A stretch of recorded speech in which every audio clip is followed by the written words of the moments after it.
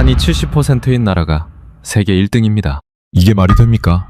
자원도 없어요. 면적도 작아요. 역사적으로 수백 번 침략받았어요. 어떤 조건으로 봐도 결코 성장할 수 없는 나라였습니다.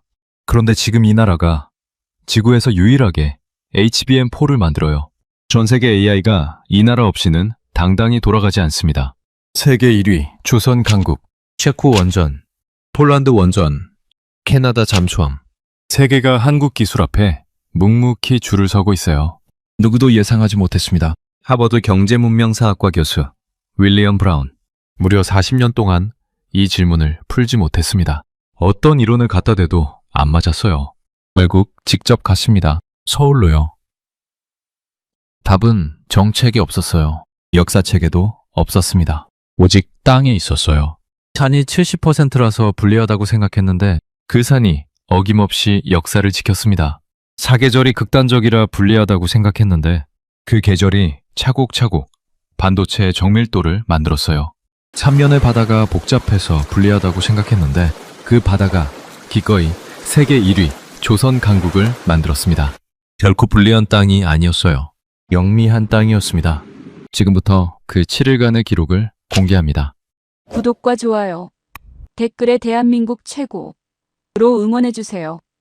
안녕하세요. 저는 윌리엄 브라운입니다. 하버드대학교 경제문명사학과 교수입니다. 국가 경쟁력의 기원을 연구한 지 올해로 40년째예요. 쉽게 말하면 왜 어떤 나라는 강해지고 어떤 나라는 그러지 못하는가? 그 답을 지형과 기후와 역사의 교차점에서 찾는 학문이죠. 그런 제가 오늘 서울 이야기를 하려고 합니다. 2026년 봄, 저는 하버드 강의실에서 한 학기를 마무리하고 있었어요. 마지막 강의 주제는 20세기 경제 성장의 기원이었습니다. 저는 칠판의 나라들을 나열했어요. 미국, 독일, 일본, 영국, 프랑스. 각 나라의 성장 배경을 설명했어요. 자원, 지형, 역사적 맥락, 제도적 기반. 40년 동안 제가 연구해온 이론들이 척척 맞아 들어갔습니다. 그런데 마지막에 한 나라를 추가했어요. 한국. 저는 한국을 칠판에 쓰면서 잠깐 멈췄습니다. 그 순간 이상하게 아버지가 떠올랐어요. 아버지 제임스 브라운은 1950년 한국전쟁에 참전한 미 육군 병사였습니다. 낙동강 전선에서 싸웠어요. 살아서 돌아오셨지만 한국 이야기를 거의 하지 않으셨어요. 제가 어릴 때 한번 물어본 적이 있었어요. 아버지, 거기 어땠어요? 아버지가 짧게 대답하셨어요. 가난한 나라였다. 그게 전부였어요. 아버지가 돌아가신 건 2019년이었습니다. 유품을 정리하다가 서랍 깊숙이 낡은 흑백 사진 한 장이 나왔어요. 한강 다리가 있는 사진이었어요. 뒤에 아버지 필체로 이렇게 적혀 있었습니다. 이 강이 지켜낸 나라. 1953. 저는 그 사진을 지갑 속에 넣었어요. 왜 그랬는지 이유는 잘 모르겠어요. 버리기는 싫었던 것 같아요. 그리고 그 이후로 한 번도 꺼내보지 않았습니다. 학생들이 눈치를 챘어요. 교수님, 왜 멈추셨어요? 앞줄에 앉은 켄지가 물었어요. 일본에서 온 학생이었습니다. 저는 잠깐 생각을 털고 말했어요. 이 나라가 40년 동안 설명이 안 됩니다. 강의실이 조용해졌어요. 제가 가진 모든 이론으로 한국의 성장을 설명하려 했는데 번번이 막혔거든요. 자원 부국 이론으로는 안 돼요. 한국은 석유도 없고 천연가스도 없어요. 지리적 이점 이론으로도 안 됩니다. 산이 국토의 70%예요. 역사적 안정성 이론으로도 안 돼요. 수백 년 동안 외세의 침략을 받았고 1950년에는 전쟁으로 국토 전체가 폐허가 됐거든요. 그런데 1953년 1인당 국민소득 67달러였던 나라가 70년 만에 세계 10위 경제대국이 됐어요. 올리버가 손을 들었습니다. 영국에서 온 학생이었어요. 교수님, 그건 미국의 원조와 냉전체제 덕분 아닌가요? 전략적 이유로 서방 세계가 집중 지원한 결과잖아요. 저는 고개를 저었어요. 그 논리라면 같은 지원을 받은 나라들이 더 많아요. 그런데 한국처럼 된 나라는 없어요. 켄지가 다시 말했어요. 일본의 식민지 시대 산업화 기반이 토대가 된 거 아닌가요? 저는 또 고개를 저었습니다. 한국전쟁이 그 기반을 전부 파괴했어요. 1953년에 한국은 말 그대로 맨 땅이었거든요. 프랑스에서 온 클로에가 조용히 말했어요. 그러면 한국 사람들이 특별히 열심히 일하는 문화가 있는 거 아닐까요? 근면성의 문제 아닌가요? 저는 잠깐 생각했습니다. 근면성은 설명의 일부예요. 그런데 근면한 민족은 세계에 많아요. 그것만으로는 부족합니다. 강의실이 다시 조용해졌어요. 저는 칠판에 쓴 한국이라는 글자를 바라봤습니다. 그리고 말했어요. 제가 40년 동안 이 질문을 풀지 못한 이유가 있어요. 한국을 책상 위에서만 봤기 때문이에요. 직접 가서 본 적이 없어요. 학생들이 서로 눈치를 봤습니다. 저는 결정을 내렸어요. 이번 학기 마지막 현장 수업을 서울에서 하겠습니다. 원하는 학생은 함께 갑니다. 켄지, 올리버, 클로에. 세 사람이 손을 들었어요. 그리고 일주일 뒤 우리는 서울행 비행기를 탔습니다. 비행기 안에서 저는 세 학생에게 각자 한국에 대해 아는 것을 말해보라고 했어요. 켄지가 먼저 말했습니다. 한국은 일본과 역사적으로 깊이 연결된 나라예요. 경제 발전 과정에서도 일본 모델을 많이 따랐다고 알고 있어요. 올리버가 말했어요. K-팝, K-드라마로 요즘 유명하죠. 그런데 문명의 역사로 보면 유럽이나 중국에 비해 상대적으로 짧은 편 아닌가요? 클로에가 말했어요. 저는 한국 음식을 정말 좋아해요. 그런데 음식 문화 말고는 솔직히 잘 모르겠어요. 저는 세 사람의 말을 들으며 메모를 했습니다. 그리고 잠깐 지갑을 열었어요. 아버지의 사진을 꺼냈습니다. 이강이 지켜낸 나라. 1953. 아버지는 이 나라를 알고 계셨어요. 저는 몰랐고요. 인천공항에 내리는 순간 창밖으로 산이 보였습니다. 공항에서 서울로 들어오는 고속도로 양쪽으로 산이 이어지고 있었어요. 저는 40년 경력의 학자로서 처음으로 준비가 안 됐다는 느낌을 받았어요. 이 나라의 답은 이 산에 있을지도 모른다. 그 직감이 맞았어요. 그런데 그 산이 만들어낸 것이 제가 상상했던 것보다 훨씬 깊고 넓었습니다.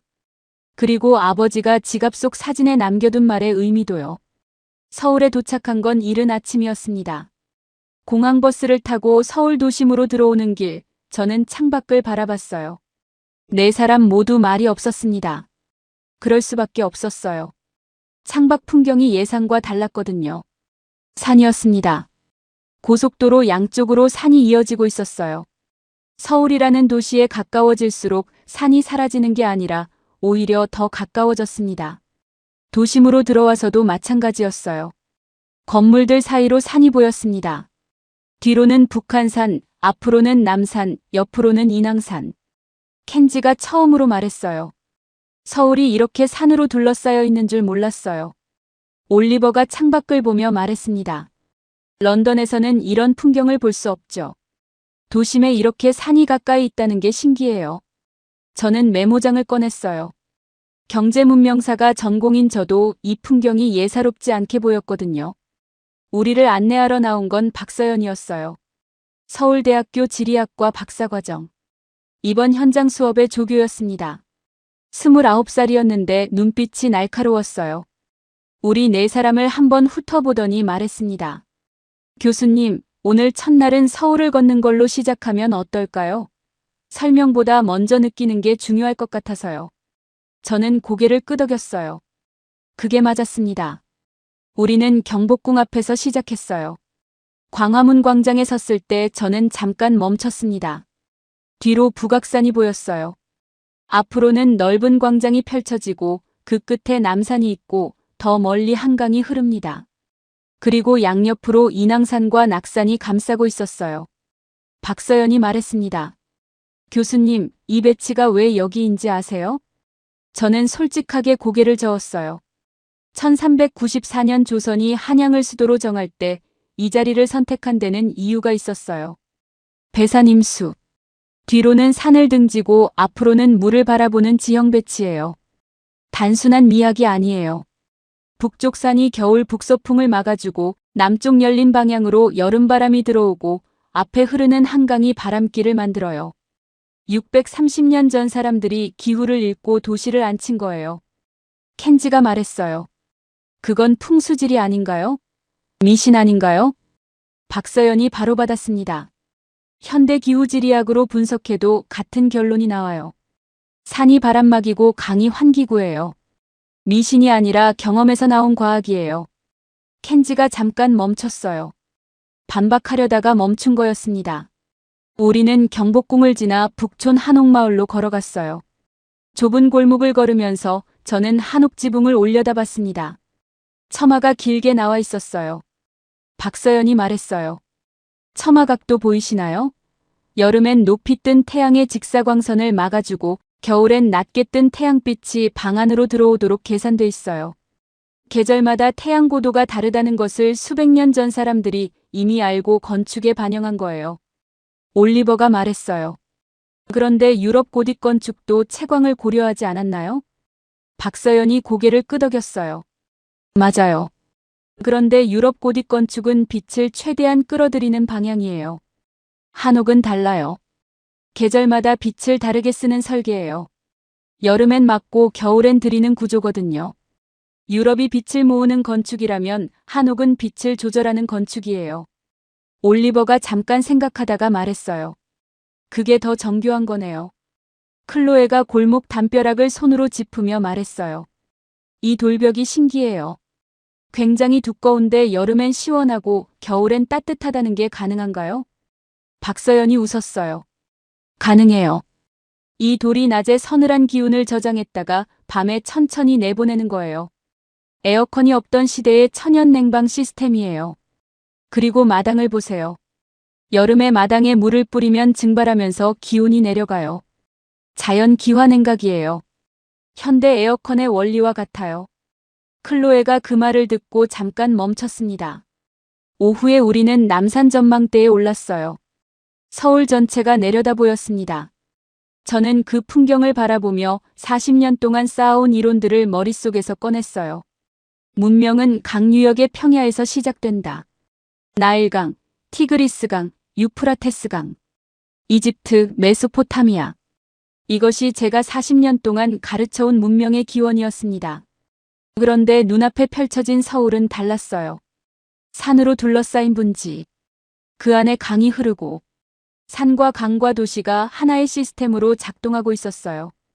평야 문명이 아니었어요. 산악 문명이었습니다. 그런데 그 산악 문명이 지금 세계 12경제 대국을 만들었어요. 박서연이 제 옆에 서서 말했어요. 교수님, 내일은 백두대간을 직접 보러 갈 거예요. 이 도시가 왜 이렇게 설계됐는지의 답이 거기 있거든요. 저는 서울 스카이라인을 바라봤습니다. 산과 건물이 교차하는 풍경이었어요. 켄지가 제 옆에 서서 말했어요. 교수님, 저 오늘 조금 당황스러워요. 왜요? 일본 도쿄도 산이 가까이 있긴 한데 이렇게 도시 전체가 산으로 설계된 느낌은 아니거든요. 뭔가 달라요. 저는 고개를 끄덕였습니다. 나도 그게 느껴져요. 그런데 그게 왜인지는 내일 알게 될 것 같아요. 그날 저녁 숙소로 돌아오면서 저는 메모장에 한 문장을 썼습니다. 서울은 산 위에 지어진 도시가 아니다. 산과 함께 설계된 도시다. 그 차이가 어마어마하다는 것을 저는 다음날 백두대간에서 비로소 이해하게 됩니다. 다음날 아침 일찍 박서연의 차가 숙소 앞에 섰습니다. 목적지는 강원도 대관령이었어요. 서울에서 차로 2시간 남짓. 백두대간이 실제로 동쪽과 서쪽의 기후를 어떻게 갈라놓는지 직접 보여주겠다고 했습니다. 차 안에서 켄지가 물었어요. 백두대간이 정확히 뭔가요? 박서연이 운전하면서 대답했습니다. 백두산에서 지리산까지 한반도를 남북으로 관통하는 산줄기예요. 총 길이 약 1400km. 한반도의 등뼈예요. 올리버가 말했어요. 알프스가 약 1200km 아닌가요? 비슷하네요. 박서연이 고개를 끄덕였어요. 길이는 비슷해요. 그런데 하는 일이 달라요. 알프스는 동서로 누워서 남북 기후를 나눠요. 백두대간은 남북으로 서서 동서 기후를 나눠요. 방향이 90도 다른 거예요. 방향이 다르면 하는 일이 달라집니다. 저는 메모장을 꺼냈습니다. 대관령에 가까워지면서 도로가 가파르게 올라갔어요. 정상 부근에서 차가 멈췄을 때 저는 창문을 열었습니다. 공기가 달랐어요. 서늘하고 건조했습니다. 5사람이 차에서 내렸어요. 박서연이 능선을 손으로 가리키며 말했습니다. 지금 이 능선을 기준으로 동쪽과 서쪽의 날씨가 달라요. 오늘 동해안 강릉은 맑고 건조합니다. 서쪽 원주 쪽은 구름이 많아요. 같은 날, 같은 시간 산 하나를 사이에 두고요. 켄지가 고개를 갸웃했어요. 그게 그렇게 큰 차이인가요? 박서연이 설명했습니다. 동해에서 올라온 습한 공기가 이 가파른 동쪽 사면을 타고 빠르게 올라오면서 비를 뿌리고 차가워져요. 그리고 능선을 넘어 서쪽으로 내려오면 건조하고 따뜻해집니다. 이걸 팬 현상이라고 해요. 산이 습한 공기에서 수분을 쥐어짜내는 거예요. 동쪽은 비가 오는데 서쪽은 맑은 이유가 이 산 하나 때문이에요. 올리버가 말했어요. 알프스에도 팬 현상이 있어요. 독일 남부에서 자주 나타나죠. 박서연이 고개를 끄덕였어요. 맞아요. 그런데 알프스 팬은 남북 방향이에요. 백두대간 팬은 동서 방향이고요. 같은 현상인데 방향이 다르면 영향도 달라져요. 저는 그 설명을 들으며 능선을 바라봤습니다. 그런데 박서연이 거기서 멈추지 않았어요. 교수님, 백두대간이 여름에 하는 일과 겨울에 하는 일이 달라요. 여름엔 동쪽 습기를 서쪽으로 넘어오지 못하게 걸러내는 필터예요. 그런데 겨울엔 반대로 시베리아에서 내려오는 차갑고 건조한 북서풍을 동쪽 해안에서 막아주는 방패가 됩니다. 그래서 강릉의 1월 평균 기온이 같은 위도의 서울보다 높아요. 켄지가 말했어요. 같은 산이 여름엔 필터, 겨울엔 방패라는 거예요? 박서연이 고개를 끄덕였습니다. 계절마다 다른 방식으로 기후를 조절하는 살아있는 시스템이에요. 저는 그 말을 듣고 메모장에 받아 적었어요. 살아있는 시스템. 40년 동안 저는 지형을 정적인 것으로 봐왔습니다. 산은 그냥 산이었어요. 그런데 백두대간은 달랐어요. 계절에 반응하는 구조였습니다. 올리버가 물었어요. 그러면 한국의 사계절이 뚜렷한 것도 이 산 때문인가요? 박서연이 말했어요. 백두대간만의 영향은 아니에요. 한반도 위치 자체가 결정적이에요. 북쪽과 서쪽으로는 차갑고 건조한 대륙성 기단이 내려오고 남쪽과 동쪽으로는 덥고 습한 해양성 기단이 올라와요. 이 두 기단이 충돌하는 전선지대가 바로 한반도 상공이에요. 그 결과 여름엔 고온 다습하고 겨울엔 한파가 오는 극단적인 사계절이 만들어진 거예요. 켄지가 말했어요. 그러면 한국은 기후 조건이 불리한 거 아닌가요? 극단적인 사계절은 살기 어렵잖아요. 박서연이 잠깐 켄지를 바라봤습니다. 그리고 조용히 물었어요. 그렇게 생각하세요? 켄지가 고개를 끄덕였어요. 박서연이 말했습니다. 그 질문이 바로 오늘 우리가 여기 온 이유예요. 저는 그 말을 들으며 능선 너머를 바라봤어요. 동쪽은 맑고 서쪽은 흐렸습니다. 산 하나가 두 개의 날씨를 만들고 있었어요. 박서연이 계속했어요. 한국의 사계절이 극단적이라는 건 맞아요. 그런데 그 극단성이 만들어낸 것들이 있어요. 봄에 씨앗을 뿌리고 여름에 키우고 가을에 거두고 겨울을 버티는 사이클이 수천 년 동안 반복됐어요. 그 사이클이 사람들에게 무엇을 훈련시켰을까요? 아무도 대답하지 않았습니다. 박서연이 말을 이었어요. 계획하는 능력이에요. 미리 준비하는 능력이에요. 봄에 여름을 준비하고 여름에 겨울을 준비하는 사람들이에요.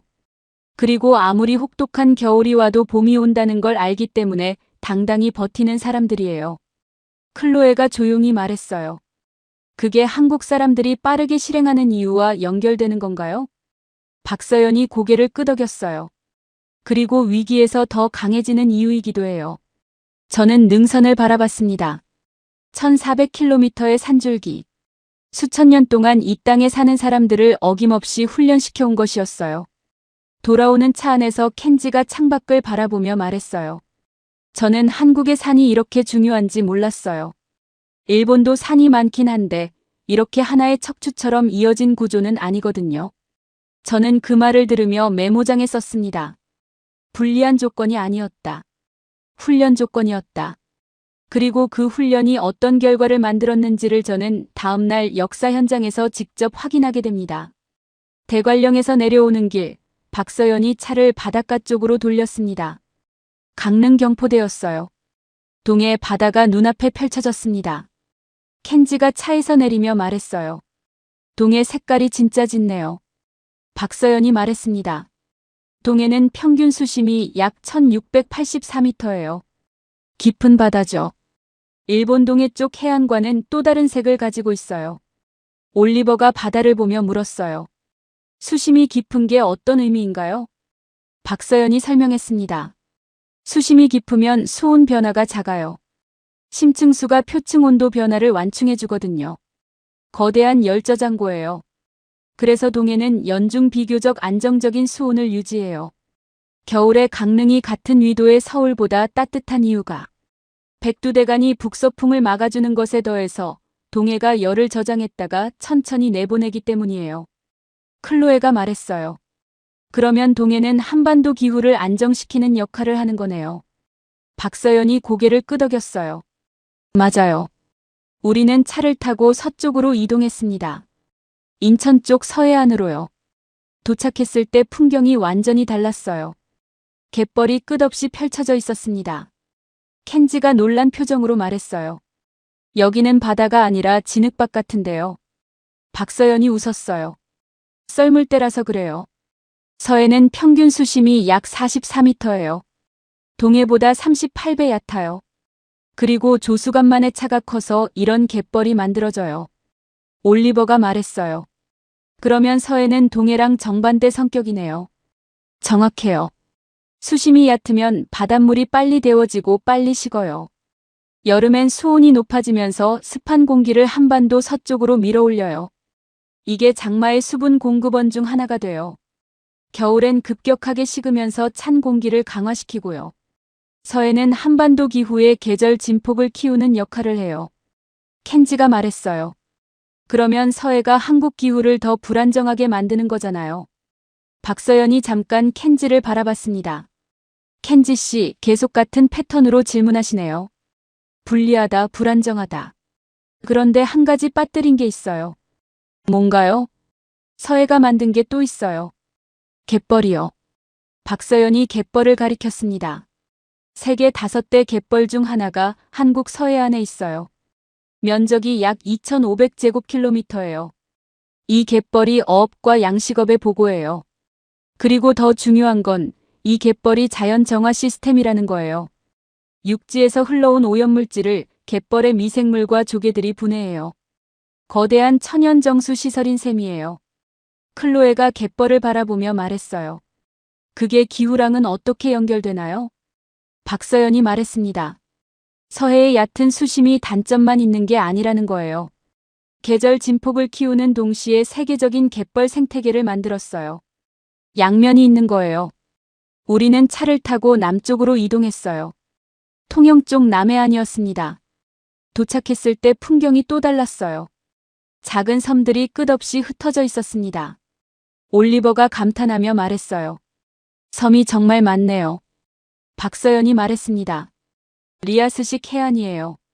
해안선이 복잡하게 들쑥날쑥한 지형이죠. 한국 남해안은 세계에서 해안선이 가장 복잡한 지역 중 하나예요. 크고 작은 섬이 약 2,000개 넘게 흩어져 있어요. 켄지가 물었어요. 이건 또 어떤 영향을 미치나요? 박서연이 대답했습니다. 태풍이 한반도에 상륙할 때 이 복잡한 지형이 태풍의 에너지를 잘게 쪼개요. 완벽하게 막아주진 않지만 결코 무시할 수 없는 완충작용이에요. 그리고 이 복잡한 해안선이 또 무엇을 만들었는지 아세요? 뭔가요? 수많은 항구예요. 통영, 여수, 부산, 거제. 작은 맘마다 천연 항구가 만들어졌어요. 그리고 이 항구들이 한국 조선업의 토대가 됐어요. 세계 1위 조선 강국 한국의 시작이 바로 이 복잡한 해안선이에요. 저는 그 말에 메모장을 꺼냈습니다. 조선업과 해안선의 연결. 제가 40년 동안 경제와 지형의 관계를 연구했는데 이렇게 직접적인 연결을 눈으로 본 적은 없었어요. 박서연이 말을 이었어요. 정리하면 이래요. 서해는 얕아서 계절을 증폭시키지만 세계적인 갯벌을 만들었어요. 동해는 깊어서 기온을 완충하고 안정적인 어장을 만들었어요. 남해는 복잡한 해안선으로 태풍 에너지를 분산시키면서 동시에 조선업의 토대를 만들었어요. 클로에가 조용히 말했어요. 세 바다가 전부 양면을 가지고 있네요. 불리해 보이는 면이 있지만 동시에 그게 자원이 된 거고요. 박서연이 고개를 끄덕였어요. 지중해는 하나의 바다예요. 유럽 남부 전체에 균일하게 영향을 미쳐요. 그런데 한반도는 세 개의 바다가 각자 다른 역할을 해요. 지중해가 하나의 악기로 연주하는 거라면 한반도의 세 바다는 서로 다른 파트를 연주하는 앙상블이에요. 저는 그 비유를 들으며 바다를 바라봤습니다. 켄지가 한참 말이 없다가 입을 열었어요. 저는 계속 한국 기후가 불리하다고만 생각했어요. 그런데 갯벌, 항구, 조선업까지 들으니까 생각이 복잡해지네요. 박서연이 웃었어요. 그게 복잡한 거예요. 불리한 게 아니라요. 해가 지기 시작했어요. 통영 앞바다 위로 노을이 번지고 있었습니다. 작은 섬들의 실루엣이 노을 속에 떠 있었어요. 저는 그 풍경을 바라보며 생각했습니다. 메소포타미아 문명은 강 하나가 만들었어요. 이집트 문명은 나일강 하나가 만들었어요. 그런데 한반도는 산 하나와 강 하나, 그리고 세 개의 다른 바다가 동시에 작동하면서 만든 문명이었어요. 이건 단순한 문명이 아니었습니다. 복합 시스템이었어요. 저는 메모장에 썼습니다. 한반도는 세 개의 바다가 만든 나라다. 그리고 그 나라가 세계 1위 조선 강국이 된 것은 우연이 아니다. 내일은 역사 현장으로 갑니다. 이 지형이 어떻게 5,000년 동안 한반도를 지켰는지를 보러요. 다음 날 아침 박서연이 우리를 데려간 곳은 수원화성이었습니다. 서울에서 차로 1시간 거리. 도착해서 성곽을 올려다보는 순간 저는 잠깐 멈췄어요. 거대한 성벽이 산자락을 따라 굽이치며 이어지고 있었습니다. 박서연이 말했어요. 1796년 완공된 성이에요. 정조대왕이 지었어요. 그런데 이 성이 특별한 이유가 있어요. 평지에 짓지 않고 산의 능선을 그대로 따라 지었거든요. 올리버가 성벽을 보며 말했습니다. 영국 성들은 보통 평지나 언덕 꼭대기에 짓는데요. 능선을 따라 짓는다는 게 특이하네요. 박서연이 설명했어요. 평지성은 짓기 쉬워요. 그런데 방어에는 불리해요. 사방이 노출되거든요. 산성은 방어에 유리한데 생활하기 불편해요. 화성은 그 중간이에요. 산의 능선을 이용해서 자연 방어선을 만들면서도 성 안에는 평지를 두고 실제 생활 공간으로 썼어요. 지형을 읽고 그 위에 최적화한 거예요. 켄지가 성벽을 따라 걸으며 말했어요. 이게 한반도 전체 역사랑 연결되는 건가요? 박서연이 고개를 끄덕였습니다. 한반도는 역사적으로 수백 번 외세의 침략을 받았어요. 그런데 완전히 정복당해서 언어와 문화가 사라진 적은 없어요. 그 이유 중 하나가 지형이에요. 산이 국토의 70%인 이 땅은 침략군이 평정하기 어려운 구조예요. 평야였다면 한 번의 결정적 전투로 끝났을 텐데 산악 지형에서는 그게 불가능해요. 저는 성벽 너머로 펼쳐진 산줄기를 바라봤습니다. 박서연이 계속했어요. 고려시대 몽골의 침입을 생각해보세요. 몽골 제국은 유라시아 대륙 대부분을 정복했어요. 평야 국가들은 빠르게 무너졌죠. 그런데 고려는 강화도로 수도를 옮기고 30년 가까이 버텼어요. 바다와 산이 만든 천연 요새가 있었기 때문이에요. 올리버가 말했어요. 영국도 섬나라라서 침략을 잘 막아낸 역사가 있잖아요. 비슷한 거 아닌가요? 박서연이 고개를 저었어요. 비슷하면서도 달라요. 영국은 섬 전체가 방어선이에요. 그런데 한반도는 대륙과 연결돼 있어요. 육로로도 침략받을 수 있는 땅이에요. 그런데도 산악지형이 내부에 겹겹의 방어선을 만들었어요. 섬나라처럼 완전히 고립된 게 아니라 대륙과 연결돼 있으면서도 쉽게 정복되지 않는 구조예요. 이게 훨씬 어려운 조건이에요. 그때 켄지가 말했어요. 그런데 일본은 섬나라라서 외세 침략을 거의 안 받았어요. 한국은 계속 침략받았는데 그게 더 나은 조건이라고 할 수 있나요? 박서연이 입을 열려다가 멈췄습니다. 저는 그 순간을 봤어요. 박서연이 바로 대답하지 않았어요. 성벽 너머 산줄기를 잠깐 바라봤습니다. 평소와 달랐어요. 즉각적인 팩트가 나오지 않았어요. 잠깐 침묵이 흘렀어요. 켄지도 그 침묵을 느꼈는지 말을 이었습니다. 제 말이 틀린 건가요? 박서연이 천천히 고개를 저었어요. 틀리지 않았어요. 저도 오래 생각해온 질문이에요. 또 잠깐 침묵이 흘렀습니다. 그러다가 박서연이 말했어요. 저는 어릴 때 할아버지한테 이런 이야기를 들었어요. 한국 사람들은 역사책을 읽을 때마다 화가 난대요. 왜 우리는 이렇게 많이 침략받았을까? 왜 이렇게 작은 나라로 태어났을까? 그런데 할아버지가 이렇게 말씀하셨어요. 그 화가 이 나라를 살아남게 한 힘이라고요. 켄지가 아무 말도 하지 않았어요. 박서연이 계속했습니다. 저도 그 말이 완전히 이해가 된 건 아니에요. 솔직히 침략을 안 받는 게 더 좋았겠죠. 그런데 받고도 살아남은 거잖아요. 그리고 지금 여기 있는 거고요. 그리고 조용히 덧붙였어요. 침략을 안 받은 것과 받고도 살아남은 것은 다른 이야기예요. 어느 쪽이 더 강한 생존력인지는 역사가 말해주는 것 같아요. 성벽 위가 조용해졌습니다. 켄지가 아무 말도 하지 못했어요. 그런데 이번엔 달랐어요. 논리로 막힌 게 아니었어요. 뭔가 더 깊은 곳에서 막힌 것 같았습니다. 저는 그 침묵 속에서 메모장에 썼어요. 침략받지 않은 것과 침략받고도 살아남은 것은 다른 이야기다. 박서연이 말을 이었어요. 임진왜란 때도 마찬가지였어요. 일본군이 한 달 만에 한양까지 진격했어요. 평지 전투에서는 한국이 밀렸어요. 그런데 전쟁이 길어질수록 상황이 달라졌어요. 이순신 장군의 해전, 의병의 산악게릴라전. 복잡한 해안선과 산악지형이 장기전에서 결정적인 역할을 했어요. 클로에가 물었어요. 명량해전이었나요? 박서연이 고개를 끄덕였습니다.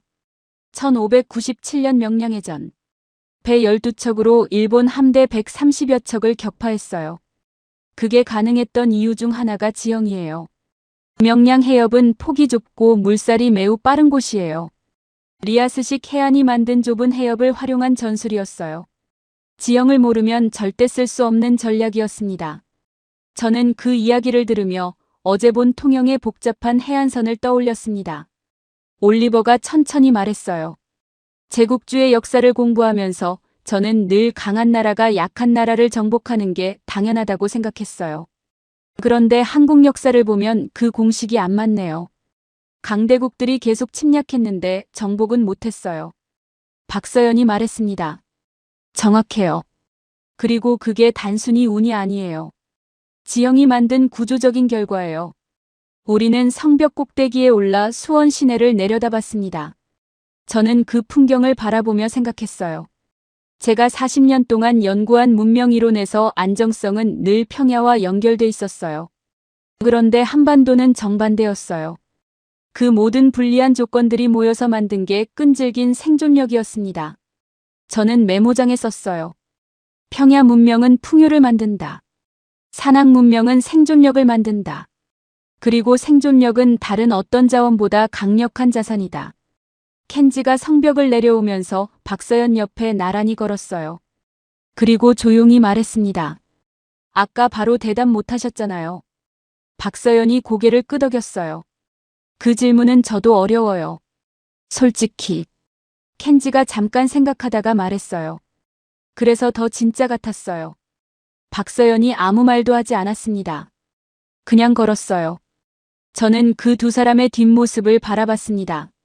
완벽한 답이 없는 질문 앞에서 두 사람이 처음으로 같은 자리에 서 있는 것 같았어요. 박서연이 말했어요. 내일은 판교로 갑니다. 이 생존력이 어떻게 21세기 산업 경쟁력으로 이어졌는지 보여드릴게요. 저는 수원화성의 능선을 따라 이어진 성벽을 마지막으로 바라봤습니다. 산을 거스르지 않고 산과 함께 만들어진 방어선. 그게 한반도 역사 전체의 축소판처럼 느껴졌어요. 판교 테크노밸리에 도착한 건 오전 10시였습니다. 차에서 내리는 순간 저는 주변을 둘러봤어요. 유리와 철골로 된 현대식 건물들이 줄지어 서 있었습니다. 삼성, SK하이닉스, 카카오, 네이버, 크래프톤. 간판만 봐도 한국을 대표하는 기업들이 모여 있었어요. 올리버가 말했어요. 실리콘밸리랑 비슷하네요. 박서연이 고개를 저었습니다. 비슷해 보이지만 달라요. 실리콘밸리는 1970년대부터 4050년에 걸쳐 만들어진 거예요. 판교는 2006년에 개발을 시작해서 15년 만에 이렇게 됐어요. 속도가 다릅니다. 켄지가 말했어요. 그 속도는 정부 주도 개발 때문 아닌가요? 한국은 국가가 산업을 이끈 모델이잖아요. 박서연이 고개를 끄덕였어요. 정부 역할이 있었던 건 맞아요. 그런데 그것만으로는 설명이 안 돼요. 정부 주도 산업화를 시도한 나라가 한국만이 아니거든요. 그런데 한국처럼 된 나라는 없어요. 저는 그 말을 들으며 끼어들었습니다. 제가 40년 동안 그 질문을 해왔어요. 왜 한국만 됐을까? 그 답을 이번 주에 조금씩 찾고 있는데 박서연 씨는 어떻게 생각해요? 박서연이 잠깐 생각하다가 말했어요. 저는 반도체에서 시작하면 좋을 것 같아요. 한국이 왜 반도체 강국이 됐는지를 보면 답이 보이거든요. 우리는 SK하이닉스 본사 건물 앞에 섰습니다. 박서연이 말했어요. 반도체 칩 하나에는 수십억 개의 회로가 들어가요. 머리카락 두께의 수천 분의 1 수준의 정밀도로 새겨야 해요. 이걸 대량 생산하려면 무엇이 필요할까요? 켄지가 말했어요. 기술력이요. 클로에가 말했어요. 자본이요. 올리버가 말했어요. 숙련된 노동자요. 박서연이 고개를 끄덕였어요. 다 맞아요. 그런데 한 가지가 더 필요해요. 극도로 높은 집중력이요. 0.001mm의 오차도 허용되지 않는 작업을 수천 번 반복하는 능력이에요. 그리고 그 능력은 어디서 왔을까요? 아무도 바로 대답하지 않았습니다. 박서연이 말했어요. 수천 년 동안 혹독한 사계절 속에서 농사를 지어온 사람들이에요. 봄에 씨앗을 뿌리는 타이밍, 여름 장마를 버티는 방법, 가을 수확의 정확한 시점, 겨울을 준비하는 계획. 조금이라도 타이밍이 틀리면 1년 농사가 망하는 환경에서 수천 년을 살아온 사람들이에요. 그 사람들이 반도체 공장에 들어간 거예요. 클로에가 눈을 크게 떴습니다. 사계절의 극단성이 반도체 정밀도로 이어진다고요? 박서연이 고개를 끄덕였어요. 직접적인 인과관계라고 단정할 수는 없어요. 그런데 연결이 있어요. 계절을 놓치면 죽는 환경에서 수천 년 동안 쌓인 집중력과 타이밍 감각이 있는 거예요. 저는 그 설명을 들으며 메모장을 꺼냈어요. 사계절이 훈련시킨 정밀도. 그게 반도체로 이어졌다. 이건 제가 40년 동안 어떤 경제학 논문에서도 본 적 없는 논리였어요. 우리는 카카오 본사 건물 쪽으로 걸어갔습니다. 박서연이 말했어요. 한국의 인터넷 문화도 지형과 연결이 돼요. 한반도는 국토 면적이 좁아요. 그런데 인구 밀도가 높아요. 서울 수도권에만 전체 인구의 절반 이상이 살아요. 이 집중된 인구가 인터넷 인프라 투자를 빠르게 정당화시켰어요. 광 케이블을 깔아도 사용자가 많으니까 투자 수익이 바로 나오는 구조예요. 올리버가 말했어요. 영국은 인구가 분산돼 있어서 인터넷 인프라 투자가 느렸어요. 지방에는 아직도 느린 인터넷을 쓰는 곳이 많아요. 박서연이 고개를 끄덕였습니다. 그리고 또 하나. 한국은 지형상 국토가 좁고 산이 많아서 자동차보다 인터넷으로 연결하는 게 더 효율적이었어요. 지형의 한계가 오히려 디지털 인프라 발전을 촉진한 거예요. 켄지가 말했어요. 그러면 지형의 불리함이 기술 발전의 동력이 됐다는 건가요? 박서연이 고개를 끄덕였어요. 필요가 발명의 어머니라는 말이 있잖아요. 한반도의 지형적 제약이 필요를 만들었고 그 필요가 기술을 만든 거예요. 저는 판교 테크노밸리 한가운데 서서 주변을 둘러봤습니다. 반도체, 인터넷, 게임, 인공지능. 한국이 강한 산업들이 한자리에 모여 있었어요. 그런데 이제 그게 우연이 아닌 이유를 알 것 같았어요. 산이 많아서 도시에 집중했고, 도시에 집중하니 인프라 투자가 빨랐고, 사계절이 극단적이니 집중력과 실행력이 생겼고, 역사적 위기를 반복해서 겪었으니 빠른 전환 능력이 생겼어요. 이 모든 것이 지형에서 시작됐습니다. 저는 SK하이닉스 건물을 올려다봤어요. 유리 외벽에 하늘이 반사되고 있었습니다. 그 순간 갑자기 아버지가 떠올랐어요. 1950년 아버지는 이 땅에서 싸웠어요. 그때 이 자리에는 아무것도 없었을 거예요. 전쟁으로 폐허가 된 땅이었을 거예요. 아버지가 가난한 나라였다는 한마디로 기억한 그 땅에 지금 세계 최고 반도체 기업이 서 있었습니다. 아버지는 이걸 아셨을까요? 저는 잠깐 그 생각을 털었어요. 지갑 속 사진이 느껴지는 것 같았지만 꺼내지 않았습니다. 아직은 아니었어요. 클로에가 조용히 말했어요. 교수님, 저 오늘 생각이 많이 바뀌었어요. 한국을 서구 시스템을 빠르게 따라한 나라라고 생각했는데 그게 아니네요. 자기 고유의 이유가 있는 나라였어요. 올리버도 말했어요. 저도요. 제국주의 시각으로 보면 한국은 그냥 산업화에 늦게 합류한 나라예요. 그런데 지형에서 보면 완전히 다른 그림이 보여요. 저는 두 사람의 말을 들으며 고개를 끄덕였습니다. 켄지는 말이 없었어요. 그는 판교 건물들을 바라보고 있었습니다. 그 표정이 뭔가를 생각하는 표정이었어요. 저는 그를 잠깐 바라봤다가 말을 걸지 않았습니다. 박서연이 말했어요. 내일은 전통시장으로 갑니다. 지영이 만든 음식 문화 이야기예요. 그런데 단순한 음식 이야기가 아니에요. 한국 사람들의 집단 적응력이 어디서 왔는지를 보여주는 이야기예요.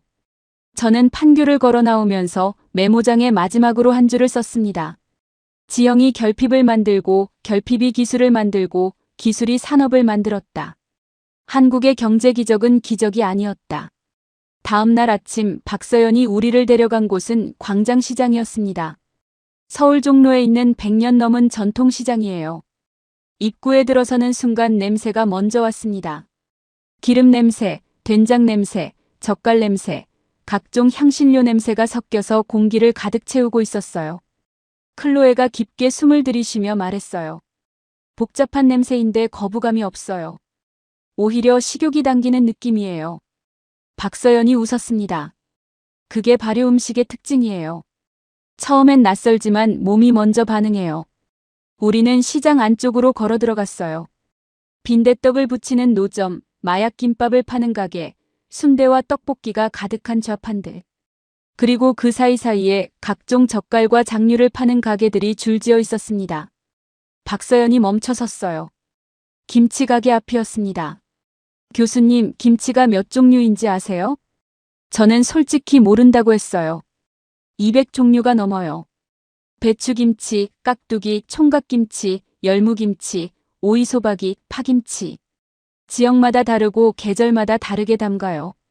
올리버가 말했어요. 그렇게 많은 종류를 왜 만든 건가요? 박서연이 대답했습니다. 이게 바로 오늘 이야기의 핵심이에요. 한반도의 사계절은 극단적이에요. 여름엔 채소가 넘쳐나지만 겨울엔 아무것도 자라지 않아요. 그 긴 겨울을 버티려면 여름과 가을에 음식을 저장해야 했어요. 그 저장 방법이 발효예요. 클로에가 눈을 빛냈습니다. 프랑스도 치즈와 와인 같은 발효 음식이 있어요. 그런데 한국만큼 다양하진 않아요. 박서연이 말했어요. 프랑스 발효는 주로 보존을 위한 거예요. 한국 발효는 보존에 더해서 영양을 강화하는 방향으로 발전했어요. 김치가 발효되면서 유산균이 폭발적으로 늘어나거든요. 갓 담근 김치보다 잘 익은 김치의 유산균이 훨씬 많아요. 겨울에 신선한 채소를 먹을 수 없는 환경에서 발효가 부족한 영양소를 채워주는 역할을 한 거예요. 켄지가 말했어요. 그게 지형이랑 어떻게 연결되나요? 일본도 사계절이 있는데 이렇게 다양한 발효 문화가 발달하지 않았거든요. 박서연이 켄지를 바라봤습니다. 좋은 질문이에요. 일본은 섬나라라서 바다 어업이 발달했어요. 겨울에도 신선한 생선을 구할 수 있었거든요.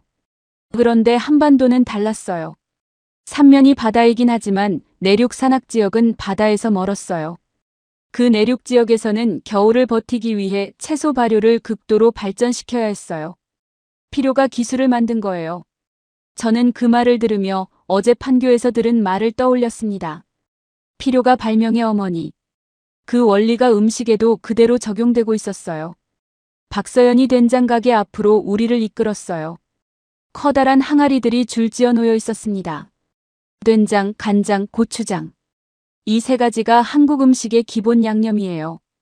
전부 발효식품이에요. 그리고 이 양념들을 만들려면 최소 1년에서 길게는 수십 년이 걸려요.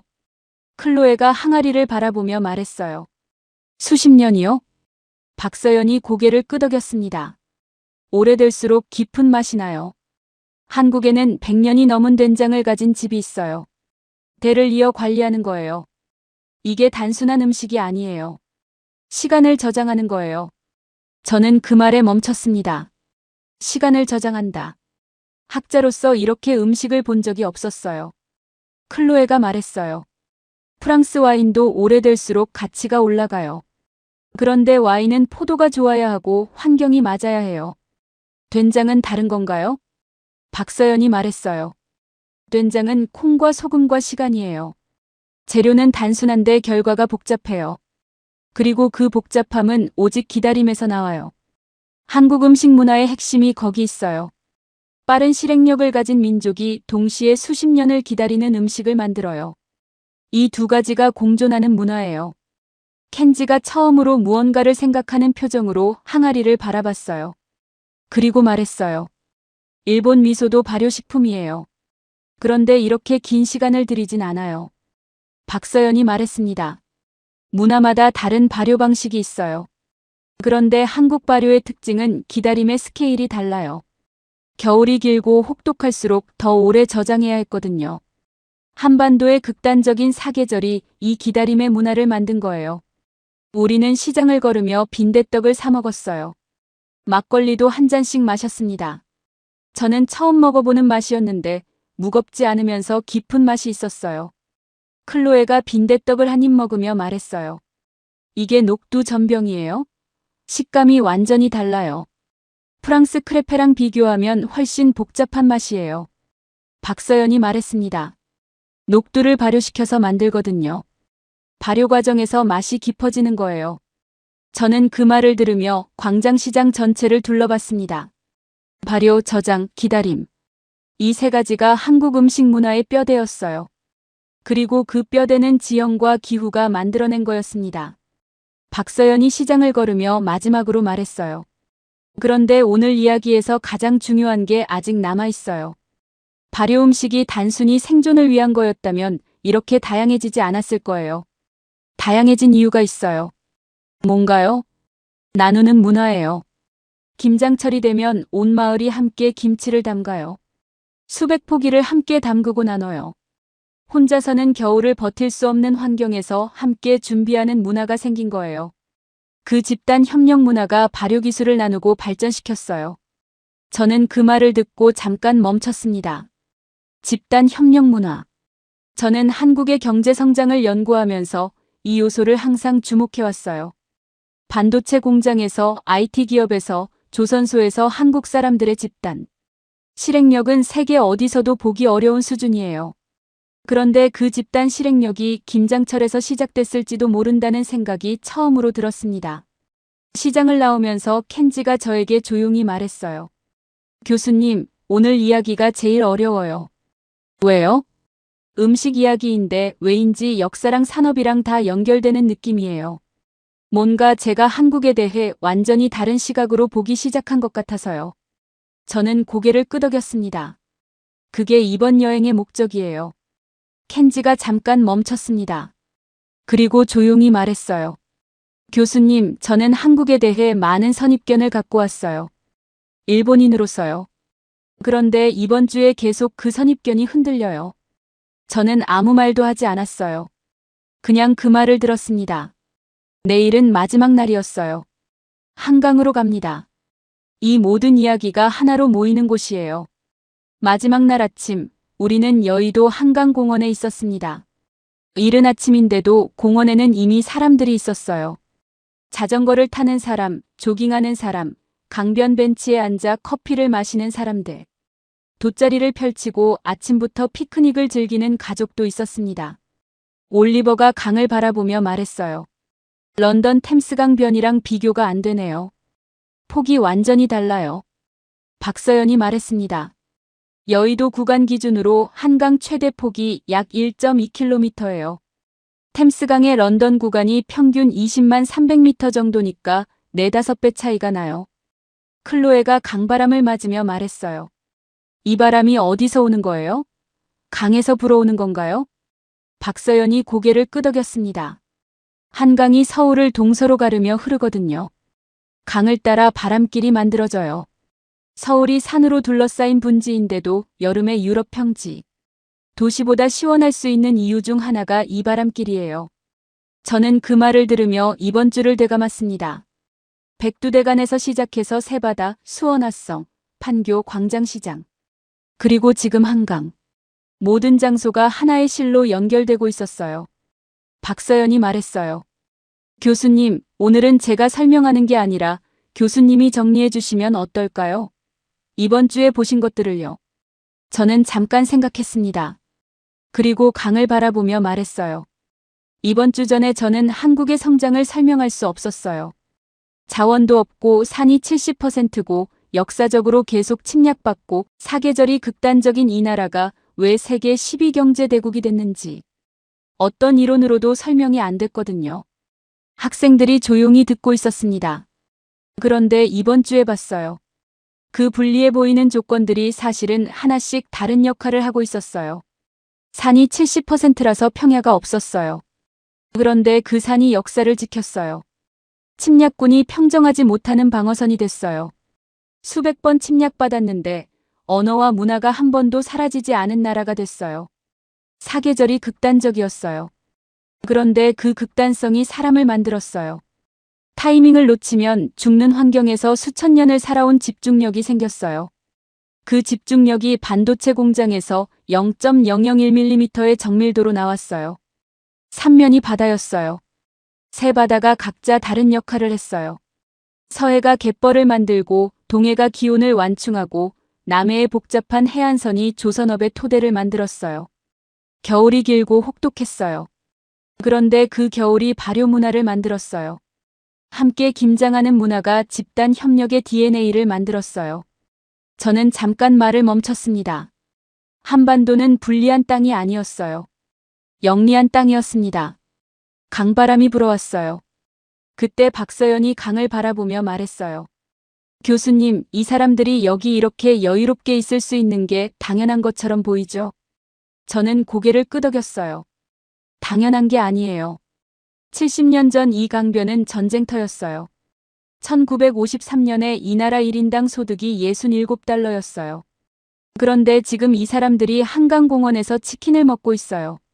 저는 그 말을 들으며 잠깐 말이 없었습니다. 70년 전 전쟁터. 저는 천천히 지갑을 열었어요. 학생들이 바라봤습니다. 저는 낡은 흑백 사진 한 장을 꺼냈어요. 한강 다리가 있는 사진이었습니다. 전쟁 중에 찍은 것 같았어요. 다리가 끊겨 있었어요. 박서연이 사진을 바라봤습니다. 켄지도 올리버도 클로에도 조용히 그 사진을 봤어요. 저는 말했어요. 아버지 사진이에요. 제임스 브라운. 1950년 한국전쟁에 참전한 미 육군 병사였어요. 낙동강 전선에서 싸웠어요. 아무도 말하지 않았습니다. 저는 계속했어요. 아버지는 살아서 돌아오셨어요. 그런데 한국 이야기를 거의 하지 않으셨어요. 제가 어릴 때 한번 물어봤어요. 아버지, 거기 어땠어요? 아버지가 짧게 대답하셨어요. 가난한 나라였다. 그게 전부였어요. 저는 사진을 뒤집었습니다. 이강이 지켜낸 나라. 1953. 아버지 필체였어요. 저는 그 글자를 한참 바라봤습니다. 아버지는 이강을 알고 계셨어요. 이강이 무엇을 지켰는지를요. 저는 그걸 몰랐어요. 40년 동안 경제문명사를 연구하면서도 이 나라를 숫자와 이론으로만 봤어요. 그런데 지금 저는 그 강 앞에 서 있었습니다. 켄지가 조용히 말했어요. 교수님, 아버지가 여기서 싸우셨군요. 저는 고개를 끄덕였습니다. 올리버가 말했어요. 그러면 교수님이 한국을 연구하게 된 게 우연이 아니었을 수도 있겠네요. 저는 그 말에 잠깐 멈췄어요. 그럴지도 몰라요. 평생 설명이 안 된다고 생각했는데 어쩌면 설명하고 싶었던 건지도 몰라요. 아버지가 피를 흘린 이 땅이 왜 이렇게 됐는지를요. 한강 위로 유람선이 지나갔어요. 강변에서 치킨을 먹는 젊은이들이 웃고 있었습니다. 박서연이 말을 이었어요. 그 70년이 가능했던 건 지형이 수천 년 동안 훈련시킨 사람들이 있었기 때문이에요. 산이 만든 생존력, 사계절이 만든 집중력, 바다가 만든 무역 감각, 발효 문화가 만든 집단 협력. 이 모든 것이 1950년 전쟁의 폐허 위에서 폭발한 거예요. 저는 사진을 다시 바라봤습니다. 아버지는 이 강이 지켜낸 나라라고 썼어요. 그런데 이 나라를 지킨 건 강만이 아니었어요. 산이 지켰고 바다가 지켰고 혹독한 사계절이 훈련시킨 사람들이 지켰어요. 저는 메모장을 꺼냈어요. 그리고 이번 주 처음으로 쓰는 결론을 적었습니다. 한반도는 복합 문명이다. 산과 강과 바다와 사계절이 수천 년 동안 함께 작동하면서 만들어낸 시스템이다. 그리고 그 시스템을 읽어온 사람들이 21세기의 세계가 주목하는 나라를 만들었다. 켄지가 제 옆에서 말했어요. 교수님, 다음 학기 강의에 이 이야기가 들어가나요? 저는 웃었습니다. 들어갈 정도가 아니에요. 첫 챕터가 될 거예요. 해가 높이 올라가고 있었어요. 한강 위로 빛이 번지고 있었습니다. 저는 사진을 지갑에 다시 넣으면서 생각했어요.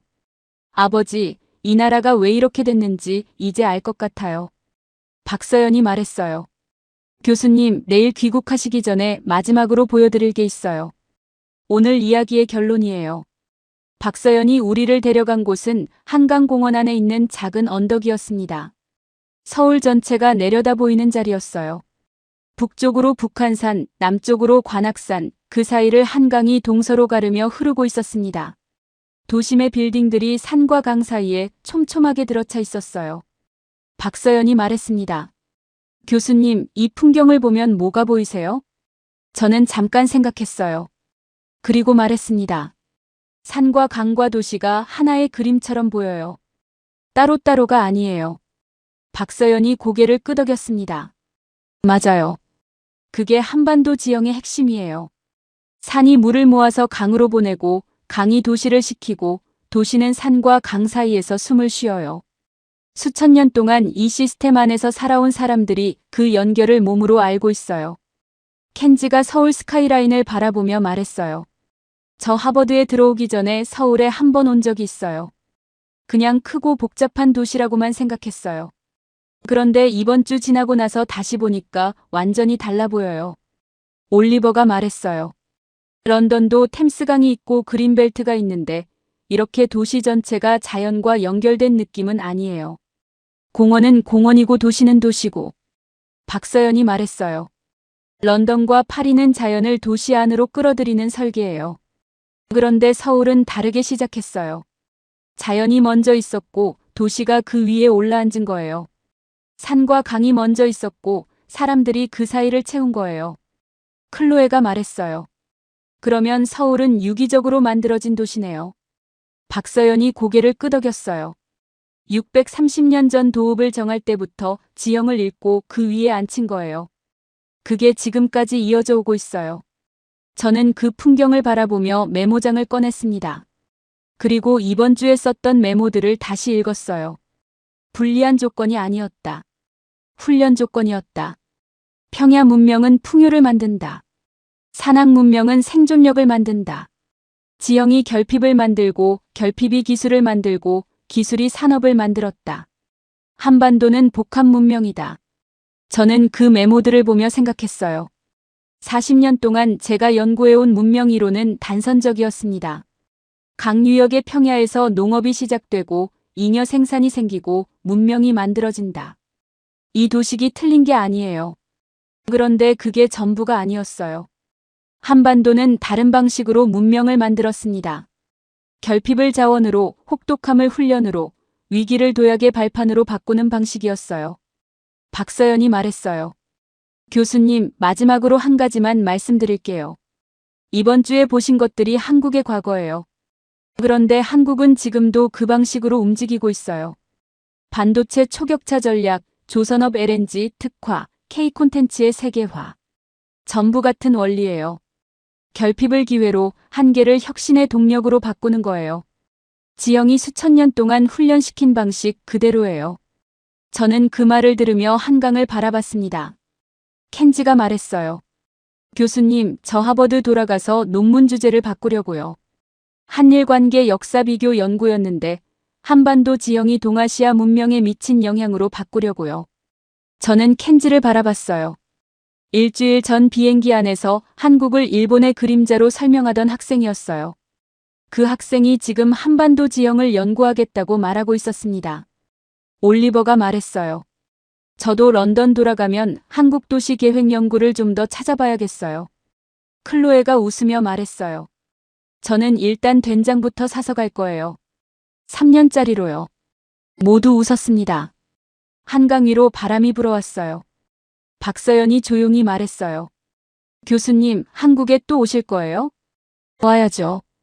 이제 시작인데요. 40년 이론을 바꾸려면 시간이 더 필요해요. 박서연이 웃었어요. 그러면 다음에 오실 때는 제주도도 가보세요. 섬 지형이 또 완전히 달라요. 한반도 이야기의 또 다른 챕터예요. 저는 고개를 끄덕였습니다. 귀국하는 비행기 안에서 저는 창밖을 내려다봤어요. 구름 아래로 한반도 해안선이 보였습니다. 동쪽의 직선에 가까운 동해안, 서쪽에 복잡하게 파고드는 서해안, 남쪽의 섬들이 흩어진 남해안. 세 개의 바다가 각자 다른 얼굴로 한반도를 감싸고 있었어요. 저는 지갑을 열었습니다. 아버지의 사진을 꺼냈어요. 끊긴 한강다리. 1953. 저는 그 사진과 창밖을 번갈아 바라봤습니다. 사진 속 끊긴 다리가 있던 자리. 지금은 다리가 여러 개 놓여 있었어요. 강변에는 공원이 생겼고 사람들이 자전거를 타고 있었어요. 아버지는 이 강이 지켜낸 나라라고 썼어요. 그런데 저는 이제 알았습니다. 이 강만이 지켜낸 게 아니었어요. 백두대간이 지켰고 새바다가 지켰고 혹독한 사계절이 훈련시킨 사람들이 지켰어요. 그리고 그 사람들이 끊긴 다리를 다시 놓았어요. 67달러의 나라를 세계 10위로 만들었어요. 아버지는 그 시작을 보셨어요. 저는 그 결과를 이번 주에 봤습니다. 저는 메모장을 열었습니다. 그리고 마지막 페이지에 썼어요. 한국이 설명이 안 된다고 했다. 40년 동안. 이제는 설명이 된다. 아니, 더 정확하게 말하면 내가 40년 동안 쓰던 언어로는 설명이 안 되는 거였다. 한반도는 새로운 언어가 필요한 문명이다. 그리고 그 언어를 배우는데 일주일이 걸렸다. 저는 사진을 메모장 사이에 끼웠습니다. 서랍 속에 넣어두지 않을 거예요. 이제 강의실로 가져갈 겁니다. 비행기가 구름 위로 올라갔습니다. 한반도가 시야에서 사라졌어요. 저는 눈을 감았습니다. 아버지가 지켜낸 나라를 저는 이제 가르칠 수 있을 것 같았어요. 영상을 끝까지 시청해 주셔서 감사합니다.